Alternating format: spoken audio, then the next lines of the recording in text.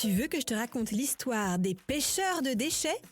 Ok, mais par contre, moi, je ne raconte mes histoires qu'aux enfants qui se lavent les dents.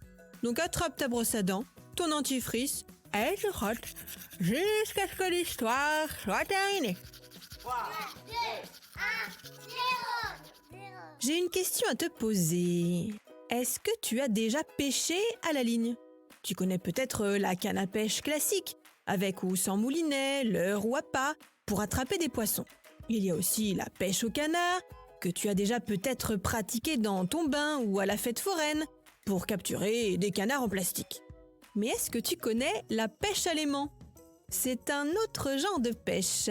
Le principe, on lance dans une rivière un très gros aimant accroché à une corde très solide et on tente de pêcher non pas des poissons ou des canards, mais des déchets. Tu connais le principe des aimants qui se collent aux objets métalliques. Eh bien là, c'est pareil, mais avec des trottinettes, des vélos, des caddies, des barrières, des scooters et des motos qu'on remonte à la surface. Tu te demandes peut-être quel est l'intérêt de se lancer dans la pêche aux déchets.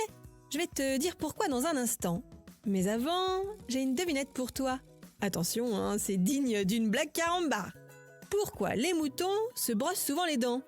Tu l'as sans doute compris, il y a un jeu de mots. Bon allez, je te le dis. C'est pour garder la laine fraîche. La laine fraîche. Pas mal, hein? Bref, pour en revenir à notre histoire de pêche à l'aimant, ce sont des associations de protection de l'environnement qui se mobilisent un peu partout en France pour nettoyer le fond des rivières et des cours d'eau. Des actions de nettoyage sont régulièrement organisées. Téléphone, mobilette, gaufrier, microscope, jerrycan, portière de voiture, pot d'échappement ou pare-choc, à chaque fois, la pêche est miraculeuse. Mais attention, on ne s'improvise pas pêcheur à l'aimant comme ça, sans matériel ni préparation. Il faut porter des gants de protection et des chaussures de sécurité pour ne pas risquer de se blesser.